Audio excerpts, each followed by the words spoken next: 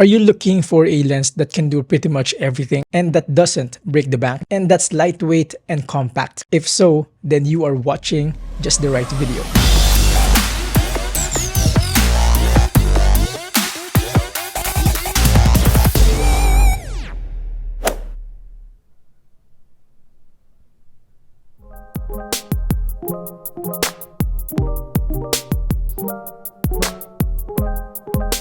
Before anything else, I would like to officially welcome you to my channel. Thank you for making it past the intro. If you are into cameras, gadgets, technologies, all that good stuff, please do subscribe and hit that bell if you haven't yet. In that case, you won't miss out on anything from this channel.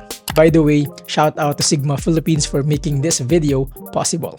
Having that out of the way, let's dive right into the topic. If I could only have one lens for my Sony A6700, that would be this lens right here.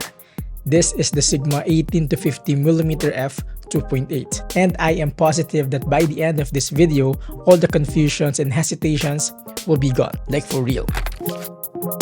This is a zoom lens that has a size of a prime lens, comparing it for example to the Sony 20mm f 1.8. Yes, this is a full-frame prime lens, but just to give you an idea, as you can see, the Sony is still a bit taller and bigger in terms of diameter. How crazy is that? And when fully extended, it still is smaller than my Kaido Funko Pop. Although this is a 6-inch Super Funko, but anyway, you get the point. As for the weight, it's only 290 grams. Thus, if you're planning to bring this in your next travel, I am telling you, this won't give you any hassle as far as portability is concerned. So if in case you will be traveling and you want to go low-key in a way, don't sleep on this lens. It's actually what I brought with me when we went to UAE last December. So yeah, proven and tested. As for the focal range, I'd say this is the perfect all-rounder lens. It may not be super wide at 18mm, but believe me, you can do so much with it already. This is what it looks like if you use it for talking head videos. This is again at 18mm. It's not that wide, not that tight either in my opinion. And this is what it looks like when you vlog. Again at 18mm. For me, it is a bit tight, especially with the active mode stabilization. As for cinematic shots, I'd say this is where this lens shines the most. Like most of my shots in a recent trip were taken on this lens together with the Sigma 10 to 18mm, which I talked about not long ago as well. You can watch that after this video. But going back to the 18 to 50, I had zero complaints about it. I was able to document our vacation with ease and quality because of this. There's actually no time that I wished I brought other lenses. I was that satisfied. In any case, 18 to 50 may not be for all scenarios, but I guarantee it covers a whole lot already. On a scale of 1 to 10, I'd say this has an 8 autofocusing performance. 8 or 9 actually. For a third-party lens, this is too good in nailing the subject. May it be stationary or moving subjects, I did not encounter any issues with it. Like for real. Anyway, let's try it right here, right now.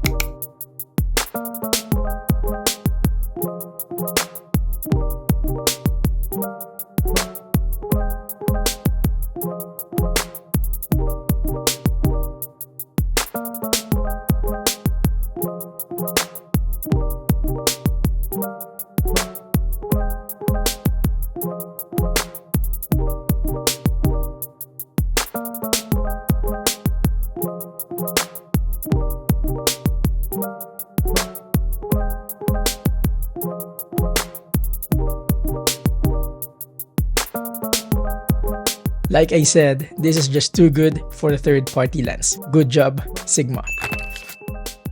As for the sharpness, this is a Sigma lens, so you can expect no less. You know what I'm saying? May it be for photo or video, outputs straight out of this lens are tack sharp. Hence, if you are a professional doing paid gigs, I personally believe that this lens is more than capable. Like it won't let you down. How much more if you're shooting just for socials? It's a real treat, actually. To be honest, I was kind of worried about it being over sharp, because it really is sharp. But after pixel peeping on my photos for this review, I am glad to report that it's not. It is sharp, yes, but not too sharp that the photos looked digital or fake already. I would rather say that Sigma made sure to deliver just the right amount of sharpness on this one, which is great, really. By the way, if you reach this part and still not a subscriber of this channel, come on now, give me some love. Would you click that button and hit that bell already? Thank you. That would really mean the world to me. Anyway, back to the video. And finally, the golden question. How much is this? Well, let me give you some context first. At this point, you actually have three options for an all-around zoom lens. The Sony 16-55, the Tamron 17-70, and the Sigma 18-50. They are not like apples to apples in terms of the focal range, but they are your options. So let's break it down. By the time this video is made, the price of the Sony 16-55 is a whopping, while the Tamron is, and lastly, the Sigma. There's no debate here and I'm not going to compare them in detail. But obviously, there are advantages and disadvantages. However, in terms of the pricing, you know what to pick. That's it, ladies and gentlemen. As for conclusion, the Sigma 18-50 is a small but incredible all-rounder zoom lens at an affordable price point. Hence, if you are a beginner or a professional, this is a great option for you. But there you go, folks. I am sure I wasn't able to cover everything, so let me know your thoughts in the comment section, or we can connect on Instagram or on Facebook. Actually, on TikTok also. Once again, shout out to Sigma Philippines for making this video possible. As I end, if you're getting value from this video, please do like and subscribe for more not super technical, but rather practical approach to gadgets and technologies. Until then, thank you for watching.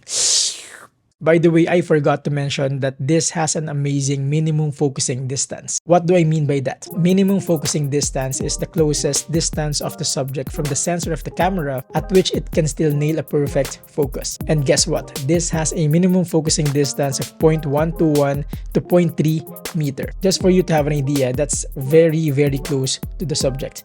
More like or almost like a macro lens. And that is a great deal. Here, let me show you some samples.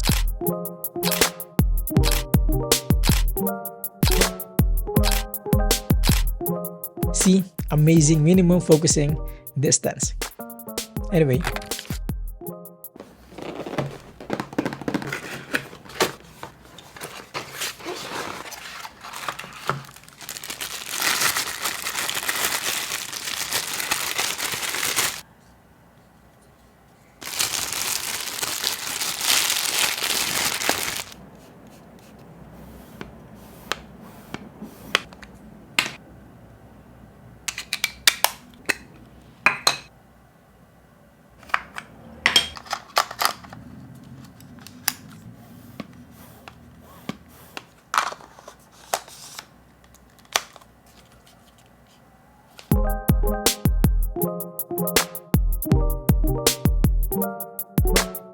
it's actually what I brought with me when I went. It's actually what I brought. It's actually what I brought in UAE. It's actually what I brought It's actually what I brought when we went. It's actually what I brought. It's actually what I brought with me when we traveled. It's actually what we brought. It's actually what I brought. It's actually what I brought with me when we traveled, when we went.